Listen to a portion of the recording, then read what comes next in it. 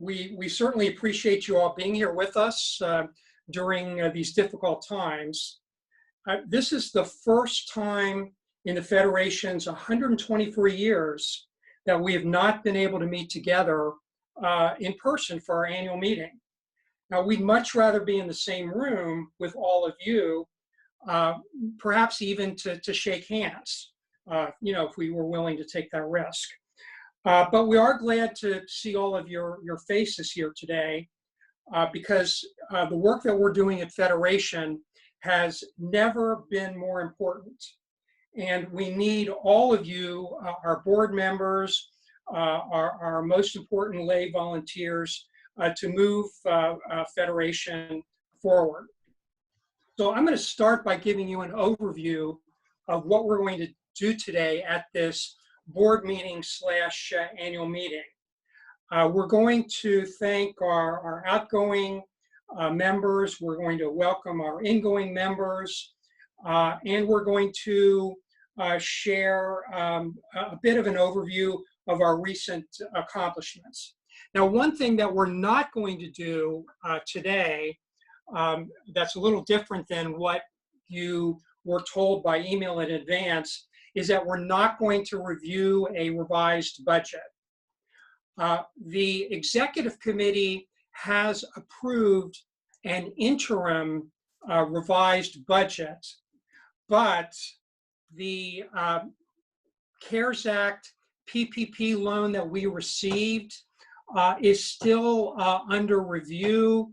The guidelines that we get from the government as to whether that loan will be forgivable, whether that loan should have been taken in the first place, those guidelines aren't necessarily yet final.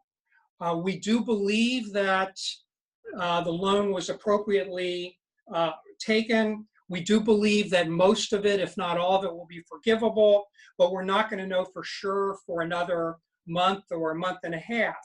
So we are going to call a special meeting in July for this board, where we will discuss what we believe will be the final version of a revised budget for 2020.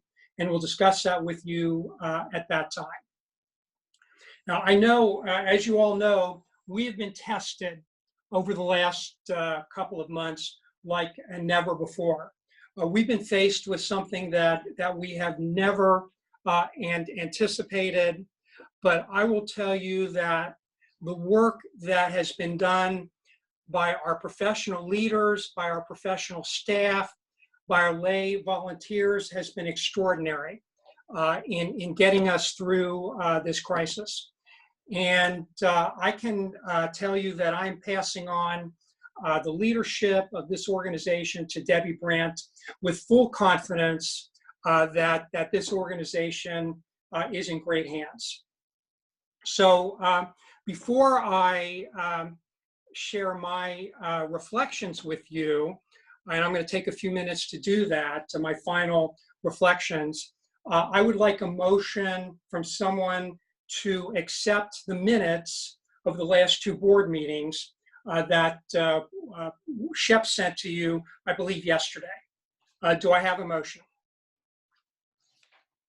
Motion to approve.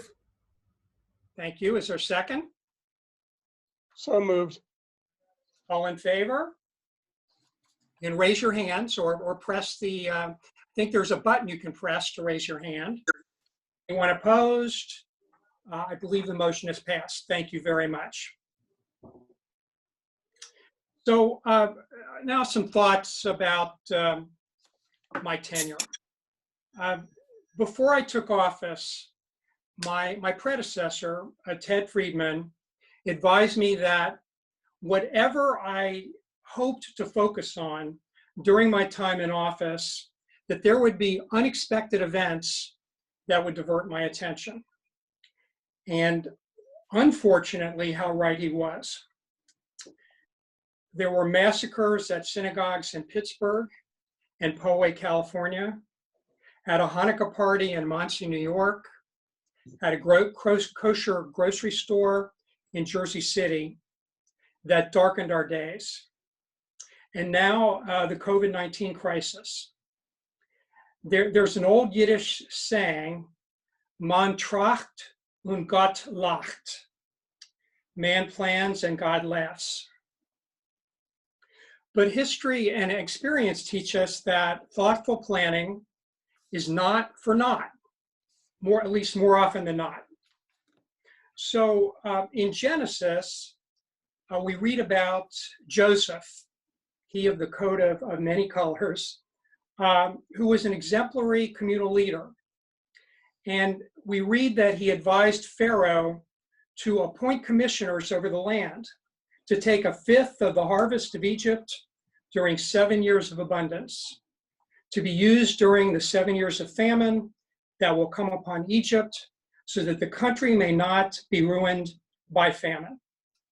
Joseph's thoughtful planning saved Egypt from disaster and brought favor to the Hebrew people, well, at least for a while. In our greater Cincinnati Jewish community, we have had the great good fortune to have communal leaders, lay and professional, with the wisdom, foresight, and ability to create, support, and effectively execute programs and foster relationships that make us resilient today in the face of the current challenges. Now, I'm going to give you some examples of what I mean by that. So before the Great Recession, Jewish Federation of Cincinnati switched from allocating contributions from the current year to the following year. This allowed us to anticipate lean years like Joseph and build a reserve that allowed us to deal with the Great Recession and the downturn in revenue.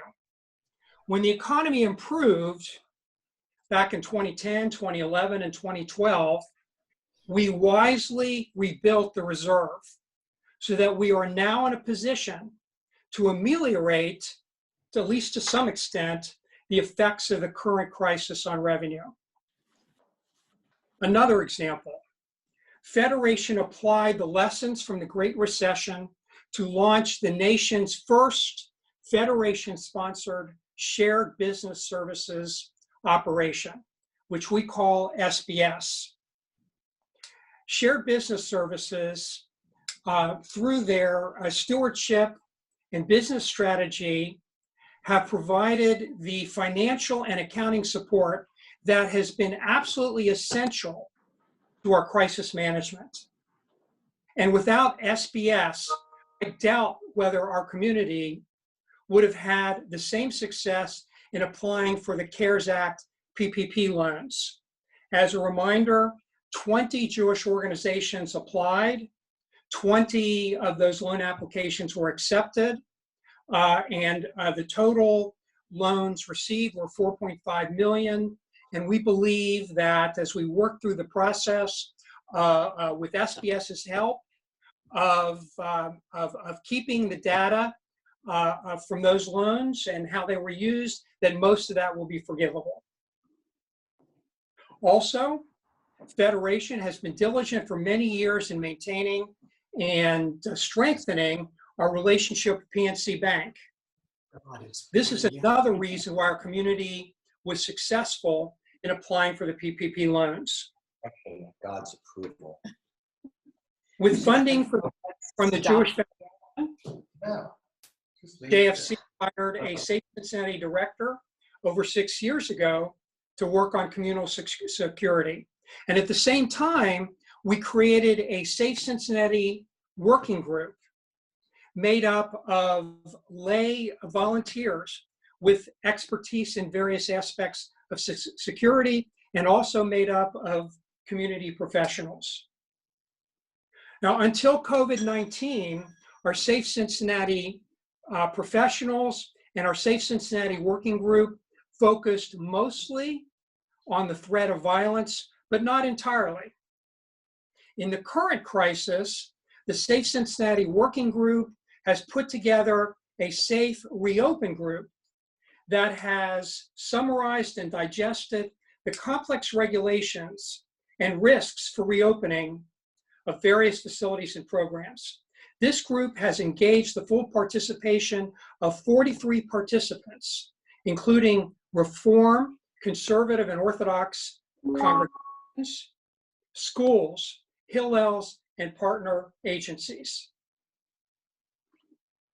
I do not think that we could have created as an effective a reopening group, a safe reopening group, in the absence of the work we did in advance to put Safe Cincinnati together. With funding assistance from Jewish Foundation for staff, we have substantially increased legacy commitments to our communal organizations. While not immediately helpful in this crisis, this should give our organizations some additional confidence that they have a future. I'm also grateful for Federation's organizational partners. We have one of America's most collaborative Jewish communities, and this enables us to punch above our weight class. I really like those boxing metaphors. Cincinnati has developed a unique dual funder model. The Jewish Foundation is, of course, as you know, a separate and independent private foundation. And while we have different roles, we have shared goals. And this enables us to be thought partners and leverage the full strengths of both organizations to take on challenges. We also have very close collaborative relationships with our partner agencies, including, of course, the JCC, Jewish Family Service, and Jewish Vocational Service. And we've used these partnerships to be more strategic, including partnering with Jewish Foundation to launch the 2019 comprehensive community study. And we will be using the data in that study to help us with this immediate crisis, to help figure out the immediate needs of our community, and of course in our long-term planning. Now we have also partnered, as you know, 2 years ago, we partnered in the sale of the Cedar Village property. And we helped in making that sale to a business that committed to maintaining the Jewish character of Cedar Village. And the funds and the resources that we've obtained from that sale have been and will be used to support the Jewish character of Cedar Village on an ongoing basis, and also to help to support our older adults in broader ways. Because of decisions like these and their effective execution, I'm turning my office over to Debbie with full confidence that JFC and the Jewish community will get through this crisis and will continue to thrive.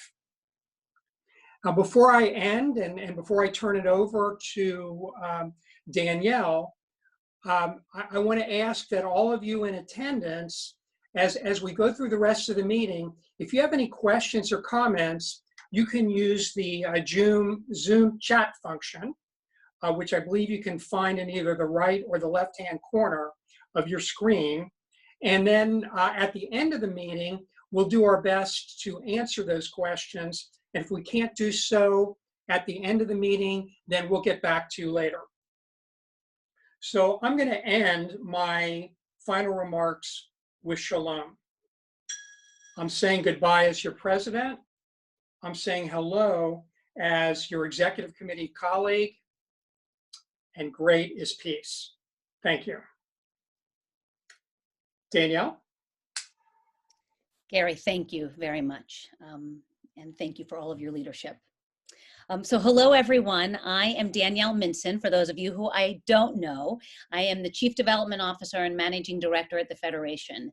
And Josh Blatt and I, our campaign chair, are going to give you an update on our fundraising results.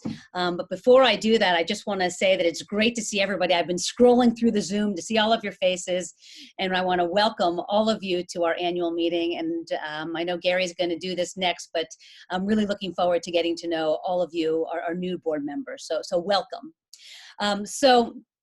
Needless to say, with our fundraising, this is not a typical year. And the reason I say that specifically around the fundraising is because when we have our annual meeting, we typically give you close to our final results. And we're not going to do just that yet. Josh is going to speak more about the annual campaign results and why and how we're extending that. But the reason I mention that, and Gary alluded to this when he spoke about the budget, is that we raised dollars in one year to fund our community the next year. And so right now we're completing our 2020 fundraising cycle, and that's going to fuel our community in 2021. And the fundraising cycle goes hand in hand with how we allocate those dollars. And so we determine around this time of year what we have to allocate. And our planning and allocations councils, they do the assessment over the summer to determine what the needs are and what we're going to fund, and we bring it to the board. And the reason I say that is because while our fundraising cycle is not yet closed, we are going to be on track with our community planning and allocation cycle. And so some of you who represent agencies, don't worry, we're going to continue to have that cycle. And you also recently received the grant request that you need to submit, and we have streamlined that significantly from the past. So hopefully it is much more streamlined and easier for you to fill out moving forward. So that being said, I'll transition a little bit to fundraising. And to give you a little bit of context, we focus on 3 areas of fundraising: the annual campaign that Josh will touch on. And then in addition to that, we raise dollars for special projects or supplemental, as well as planned giving and endowments. And so specifically with our special projects, and I think you'll see the slide here in a minute, we've raised this year $1.3 million in supplemental or special project funding. And as you may know, we do this on behalf of our partner agencies. We work and we do fundraising on their behalf, as well as we connect donors to certain projects that they really care about, so that you can see that. Well, that's the next slide, I apologize. So this slide that you're looking at right now is our planned giving and endowment. And so the planned giving and endowment is the next thing I wanted to touch on, and that is that we have secured in expectancies $131 million this year. And these are donors who have indicated that they are going to make a legacy gift in their estate. And as you can see, we believe that a rising tide raises all, and most of the dollars are secured on behalf of community organizations. CYJL is finalizing its 5th year, going into its 6th year, and you can see it's just been tremendous that the community has raised these endowment dollars. And frankly, now more than ever, it really talks to or speaks to the importance of endowments, having strong endowments for the sustainability of our Jewish community and our organizations. And the other thing that I'll mention, and maybe it's the next slide, also shows that we also have the next slide, one more, Susan, thank you. We also received $3.3 million in cash this year. Those are from individuals who left bequests to the community. And so those dollars will go into our endowment. And so that also includes our total dollars raised. I won't talk more about the annual campaign or the match. I'm going to turn that over to Josh Blatt, our campaign co-chair. Thanks, Danielle. First, I want to start, Gary, mazel tov on your excellent leadership through these incredibly trying times. So first, I'd like to thank everybody who's worked on the campaign, and we have really tremendous volunteers who support the annual campaign and make it happen. It's not one person can do it, but so many people in the community step up, take cards, and talk to people. And obviously, I want to thank all of our donors to the campaign, because obviously without them, we couldn't do what we do. The campaign was going great up until March, and then with everything going on with COVID, we had to sideline the campaign and kind of we actually had paused the campaign, and we really just stopped. We had unfortunately had to cancel Super Sunday, which is such an important community event. But we're doing okay. We've actually picked up quite a bit in the past few weeks. We're at $5.2 million right now. And if you saw where we were in March and when we were kind of looking at how things were going, we've recovered quite a bit. Our goal still is $5.8 million. And typically at this point, we'd be winding down the campaign, but we've extended the campaign to July 31st to continue to work on closing out the remaining gifts.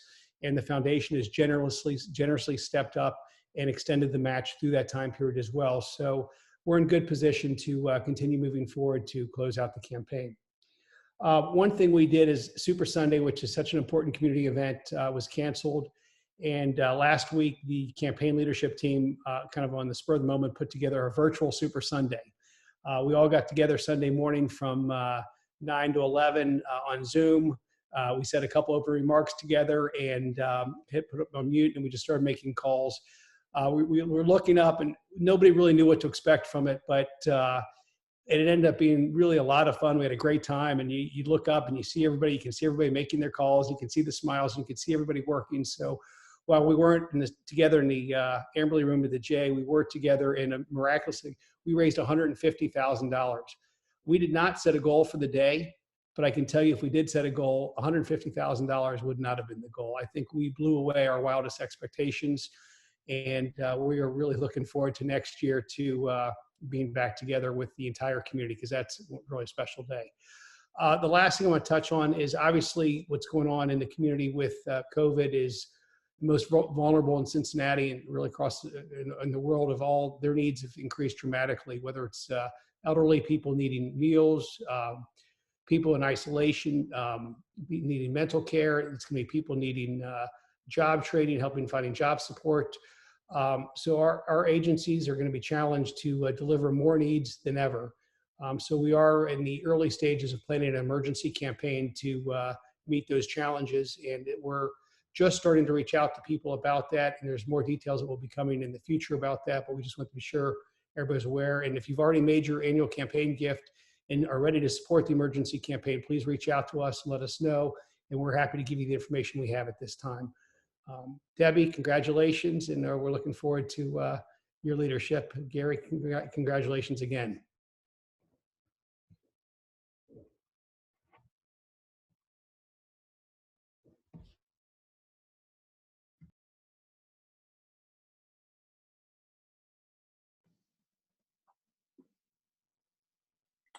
Well, everyone, as my last ministerial act as president of this organization, it's my great privilege and pleasure to thank outgoing board members, and then we'll welcome our new members. But first, I want to say something from the heart. You know, in this time of isolation, it's really a reminder of how important human connection is. And I just want to express how appreciative I am for all of the time that all of you have put into working for this community. Your time is precious. You don't have to be here. You don't have to be doing this. And the fact that you're here, the fact that you have given this community, of course, you know, some of your wealth, which is important, but your precious time, your wisdom, your attention, it just means so much. And so I just want to express that that appreciation. So we want to give our thanks to our outgoing board members for their time and their wisdom. Marcie Bachrach, Alan Brown, John Cohen, Arna, Poupko Fisher, Mickey Fishman, Beth Guttman, Eric Lamont, who moved out of town a little while ago, Marc Randolph, Ronna Schneider, Don Shuller, Noah Stern, Bonnie Ullner, Liz Vogel, and Gail Zakem.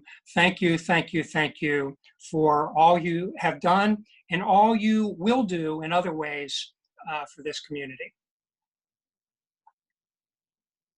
And now thanking some of the same people for their leadership positions. These are outgoing leaders. Marcie Bachrach finishing as VP with the Israel and Overseas portfolio.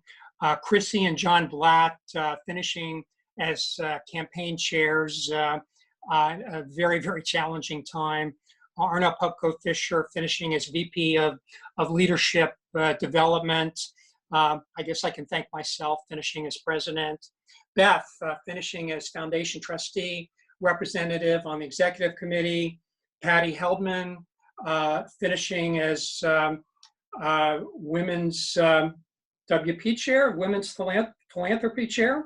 Sherry Simpson, finishing up as planning and allocations chair. And Bonnie Ullner, who is finishing the great work she did as chair of the Israel and Overseas Committee. And thank you for all of your leadership. Next slide. And now, welcoming the new executive committee. I am handing over an invisible metaphorical gavel to the new president, Debbie Brant. And then incoming vice president, new on the executive committee, Bobby Fisher. Remaining on the executive committee, Josh Blatt. I am taking Marcie's place as vice president of Israel and Overseas. And I believe I also have the title immediate past president. Incoming new on our executive committee, we welcome Alita Kamine as vice president for planning and allocations. Continuing as vice president of young leadership, Ari Cohen. Continuing as secretary and treasurer, Scott Perlman. Interim chair of finance and allocations, Ted Friedman. I hope interim lasts as long as necessary, but we are very, very pleased that Ted has taken this on. Staying on as JCRC president for another year, Ronna Schneider. And our new campaign co-chairs, Adam and Sherry Simpson, and our continuing foundation trustee representative, Brett Collar. Thank you, new leaders and continuing leaders for all you're doing. And now, my great pleasure to welcome our new board members, Sarah Bachman, Steve Barron, Sharon Bramey, Elliot Drasnan, Marc Fisher, who of course is also CEO of the JCC, Robert Fisher, Louis Goldner, Craig Hoffheimer, returning to our board, Laura Isikoff, Alita Kamine, Danielle Levy, Todd Schild, Sherry Schulhoff, and David Wise. Incoming leadership positions, Beth Miles and Sharon Bramey as co-chairs of Discovery Council, Chris Freeman and Steve Barron, chair of Community Campaign, Bob Brand and Fran Coleman, chairs of Plan Giving and Endowment, Heather Kaplan and Stephanie Clayton, co-chairs of P&A Caring Council, Allison Collar, the new Women's Philanthropy Chair, Ed Frankel, continuing as chair of the Investment Committee, Bill Friedman, chair of the CYJL, Continuing Jewish Legacy, Don Schuler and Debbie Lempert, co-chairs of the P&A Connecting Council, Danielle Levy as our young adult chair, and David Weiskopf as chair of the Israel and Overseas Committee. Thank you all for what you're doing and what you're going to do.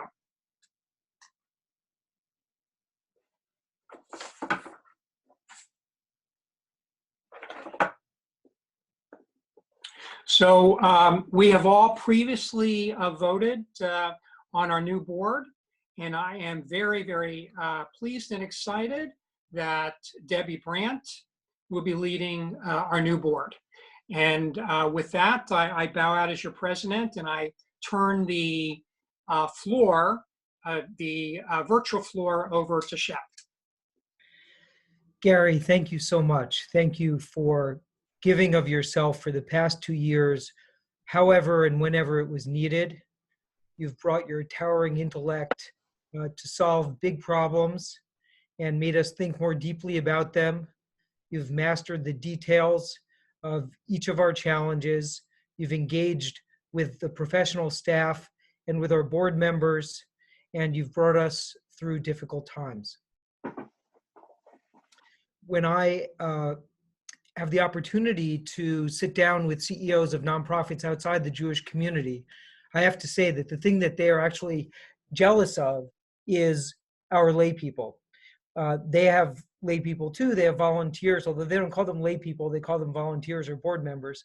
And every organization is different, but few of them have volunteers, lay people, governance leaders who immerse themselves as deeply as ours do, who use all of their professional skills, all of their circles of influence, all of their life experience to bring our organizations forward. And to me, that is one of the most gratifying things of working in the Jewish community and in the Jewish Federation. And so this is the moment every 2 years when we have this wonderful rotation, and we plan for it and we look forward to it, although it's bittersweet. And I get a special privilege because I spend a lot of time with our outgoing and incoming presidents, and each time there's striking differences in interests, in strengths and talents, and all of those differences only strengthen the organization, and I always learn so much. And this has certainly been very true with Gary. Now I need to turn to our professional staff for a moment. When we're in our offices, board members bump into our professional staff in the J, in the cafe, in the community, in the supermarket. You can't see nearly as well now what's going on. So I have to tell you that I'm proud of nothing more than the depth of commitment of our great, talented professional staff. But what they did in this crisis is beyond even what I could have expected. With very little notice, we had to shut down all of our facilities, deprive them of the tools that they use to get their job done, and we didn't miss a beat. As far as I know, there were no problems, there were no losses of our systems, and people just took off from their homes, and they've been working extremely hard under very difficult circumstances. So I'm very proud, and I know you are too. We also have to acknowledge some departures in this strange time when we can't do it physically together. And one of them is our Israel emissary, our shliach. Amnon Magid brought his beautiful family here.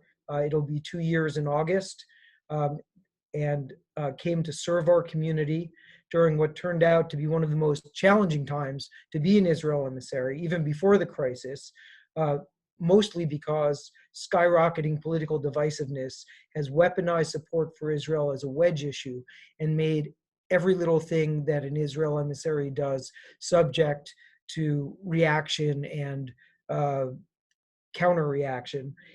This has not stopped Amnon from bringing enormous energy and creativity and trying all kinds of new things.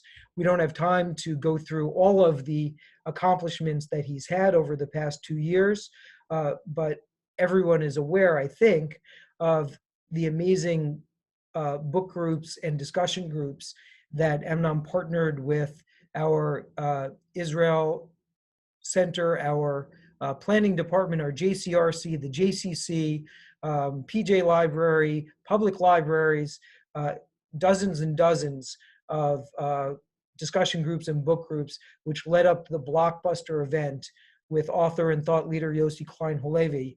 I'll just leave that one example of the creativity that Amnon brought despite all of the challenges. Sadly, with our community unable to gather together and do normal programming and focus in the same way on Israel programming, it doesn't make sense for Amnon to stay for a third year as we had originally hoped. But his accomplishments, his passion will live on, and we will stay in close touch. Thank you. Thank you, Amnon. We also had 2 significant staff retirements. And if this had been a normal annual meeting with, crowds in the Amberley room and desserts afterwards, we would have probably had a little video or some kind of overview, especially of the decades of service that Barb Miller and Sharon Spiegel have given our federation and our community. We don't have time in this board-only Zoom to go through any of those accomplishments. So let me just say that while they were different professionals with different strengths and talents, both of them gave their deep love for the Jewish community and for Israel. Each had an incredible talent to engage hundreds of volunteers and bring them through transformative journeys of leadership. And the projects, the programs, and the leadership that they built will continue to strengthen the Federation and the community for some time to come, and we'll look for opportunities when we can gather together to more fully recognize all of their contributions. Now, that also leads into a point that Gary raised about how we are repurposing our operating budget to tune into the needs during this crisis. And for that reason, every available dollar is being repurposed. Therefore, any staff positions, any professional positions that are open and which the Federation can operate without, we will keep unfilled until we know the full extent of the needs. And we will use those dollars for whatever the highest needs in the community. However, one position that we have to fill is community planning, especially given Barb and Sharon's retirements. Now, planning is one of the reasons that the Federation exists, to help our community prepare for the future and to coordinate. In normal times, agencies and schools, congregations that don't plan miss important opportunities and may create problems for themselves. But in these radically unpredictable, volatile times, the cost of not planning is much greater. An organization that doesn't plan may suffer mortal blows, may not survive. So we need to fill this position, and happily we've identified an exciting candidate for that role, which will now be called Director of Strategic Impact. Unfortunately, we can't actually announce that professional's name tonight, but we will send you an email next week. And so look forward to that email, and we know that you will join us in welcoming this key role back into our organization. Since I've spoken about departures and losses, I can't go on without at least saying a few words about the first time in our community in half a century that we've lost a senior pulpit rabbi while they were leading a congregation. And Rabbi Sissy Karan was not only a senior pulpit rabbi, she was also a community leader. I started working with her only months after I arrived 16 years ago on the negotiations that led to Rockdale Temple's land becoming the new home of our JCC, something that she threw herself into. She was a tough but fair partner in those negotiations and could always balance the needs of the community with the needs of her own congregation. She was also a passionate member of the original Cincinnati 2020 Steering Committee, which created our first ever community-wide vision. And last month, despite the clear acceleration of her illness, she attended the first meeting of our Cincinnati 2030 Advisory Committee and spoke vigorously about the need to plan for the future.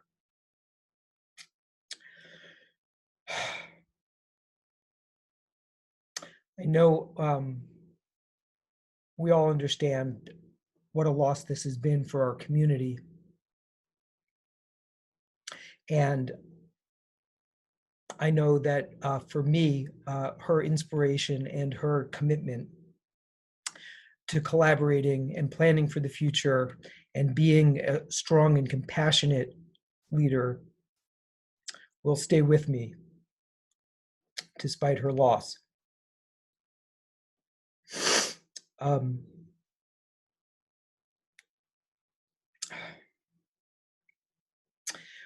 Speaking of convening and planning, Gary spoke a little bit of the role that the Federation has played during this crisis and mentioned the Safe Reopen task force that has been helping all of our congregations, schools, and agencies prepare in the short term.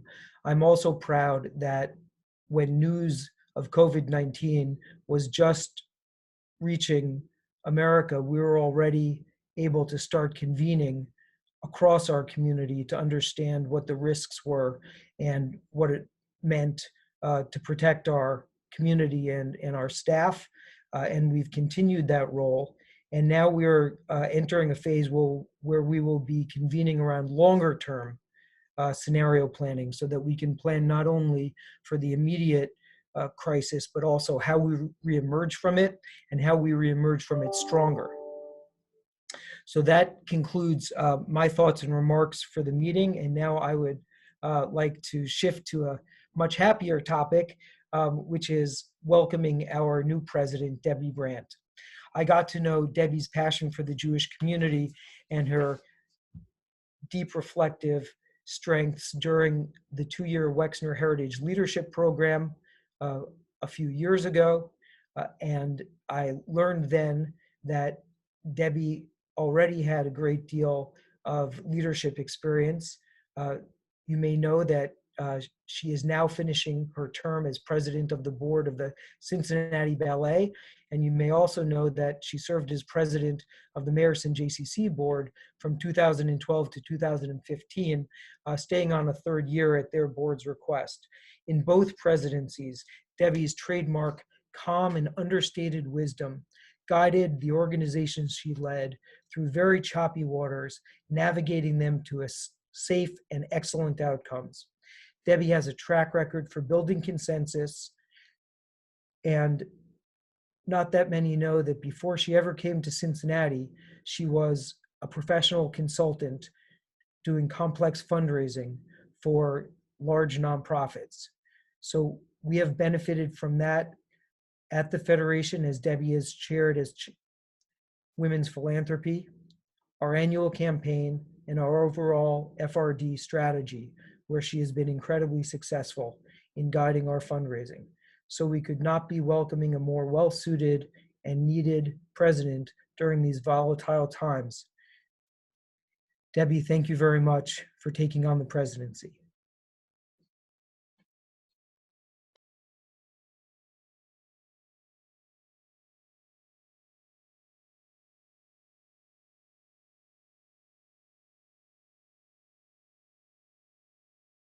Sorry, I had to figure out to unmute. Thank you so much, Shep, and good afternoon, everybody.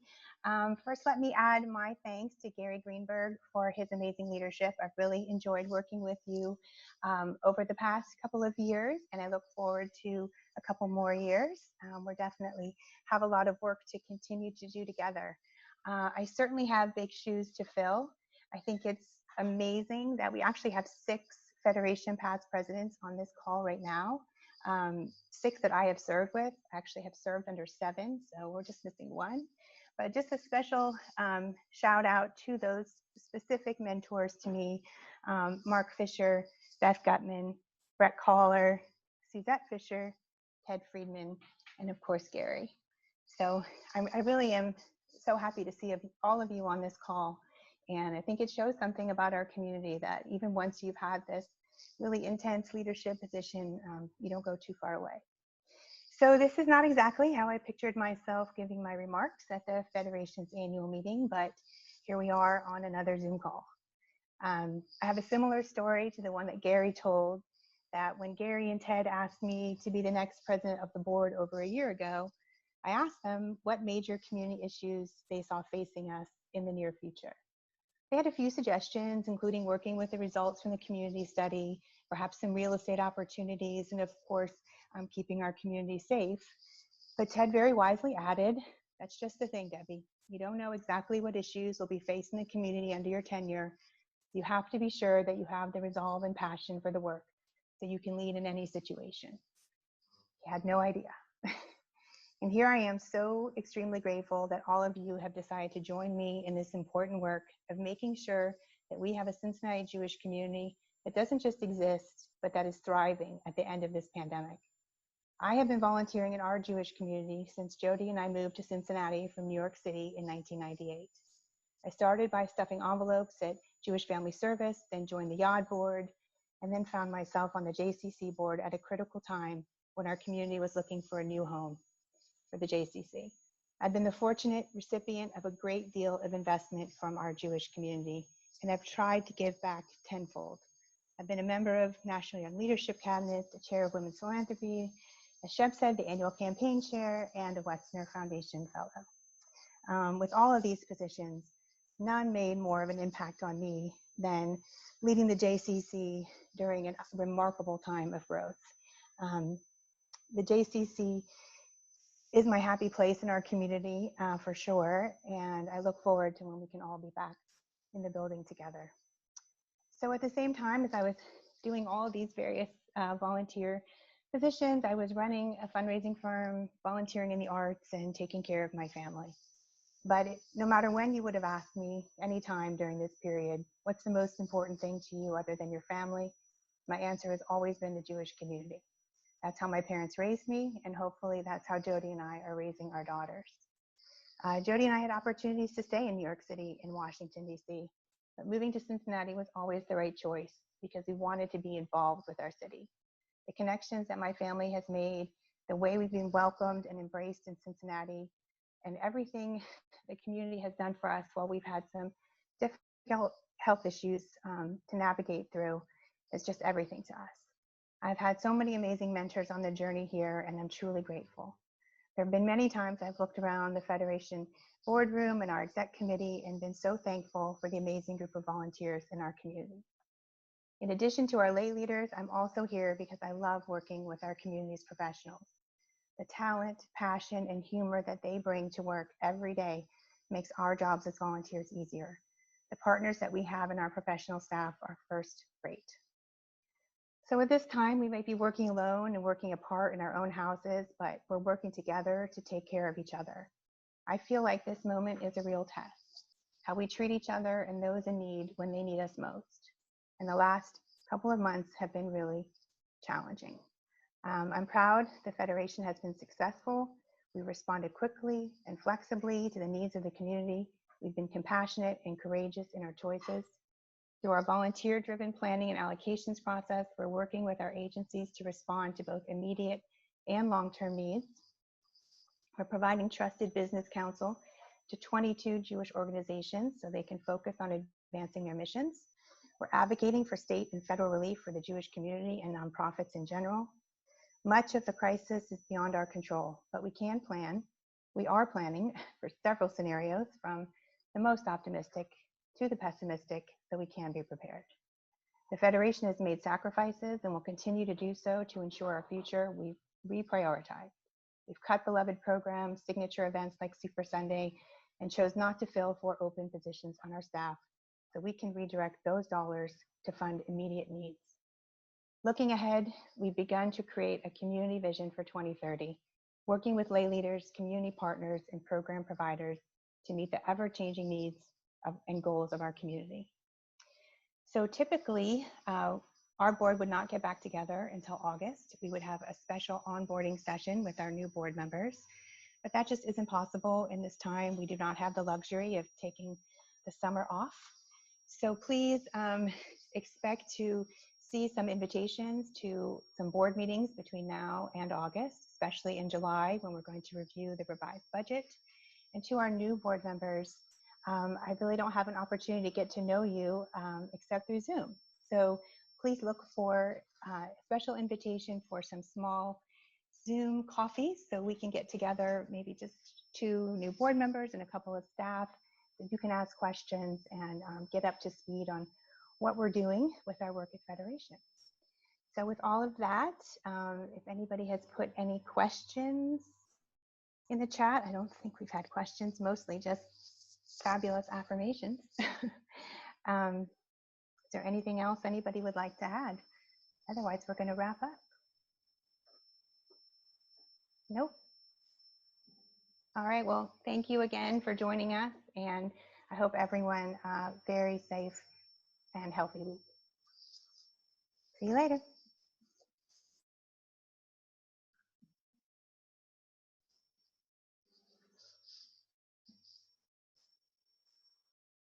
Great job, Debbie, Gary, Shep, Josh. Really amazing. Danielle, did I miss anybody? That was it.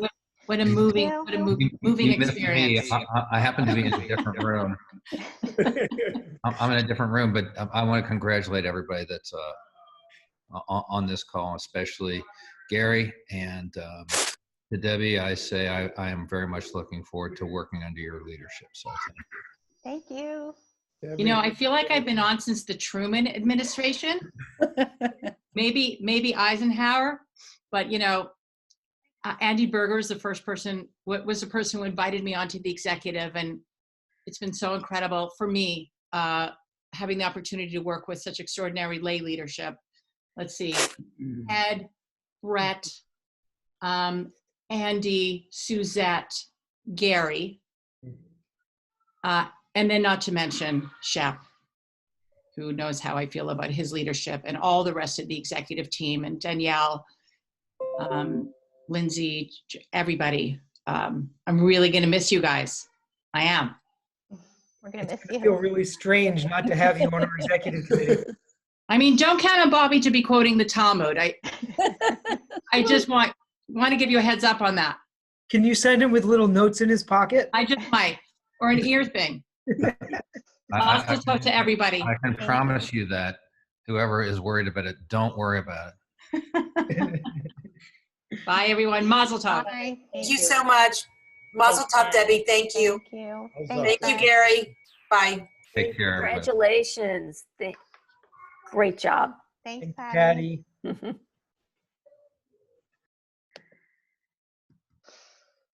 Great job, Debbie. Oh, thanks, Shep. Really well said. I hope everybody, I have no idea because you can only see like 6 people at the time. No, both of you spoke from the heart. Really well done. Really hit all the right points and